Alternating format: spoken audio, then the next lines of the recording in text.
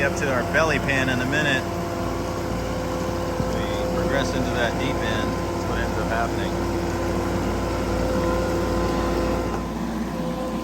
So I bought this wheel loader when we dredged this pond 3 years ago.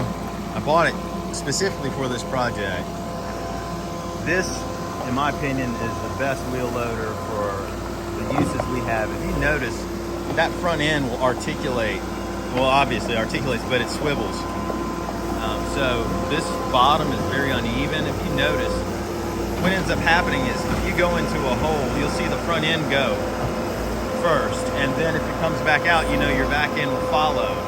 So you always have 4 points of contact with traction. It's all-wheel drive at all times. Other wheel loaders don't have that swivel point in them, so if you dip off into a hole, you raise one tire off the ground. So, but in this, see right there, I mean, it is just pivoting just perfectly over that, full traction the entire time, and no wheels off the ground. So it's you know if you're about to turn it over or something of that nature. Whereas ones that don't pivot, it's hard to know if you're going to turn it over or not. You can take a wheel off the ground and then be just about to turn over. Again, this is just the perfect machine for this because this pond is all about contour. There's contours everywhere in here. Not the job for a skid steer because you'd be up to your belly pan easily. You'd have water and mud in your engine bay and hydraulics bay just from being in this pond. You just couldn't do it. And let alone that, your tracks would be a disaster. Your tracks would be a disaster. I mean, you get all the rocks and stuff in there, and it just doesn't work out. You'll tear up your undercarriage. So this is just the perfect machine for it.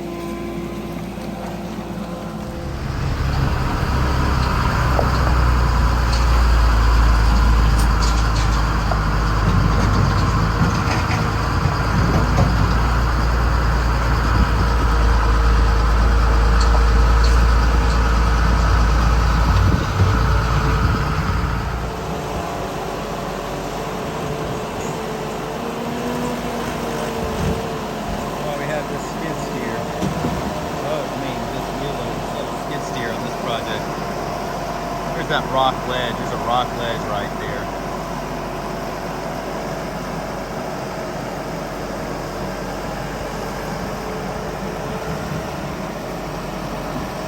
Yeah, if we were using a skid steer for this project, first of all, the undercarriage would be fouled by all the rocks and debris in here. Second of all, the skid steer would be underwater in that area. 89, you see how your left wheel went down? That's that hole I was talking about. But it's only like 2 feet deep, and then you come back up. Yeah, so a skid steer could not do a job like this. It would tear up the undercarriage, and the machine would be underwater. So you need a machine with clearance. This machine will be at its belly pan, as you see right there. That's the working conditions for this. I've done this pond before with it, and that's just what ends up happening. But it works out. So, yeah. This is just the ideal machine to use in this situation. That's why I bought it.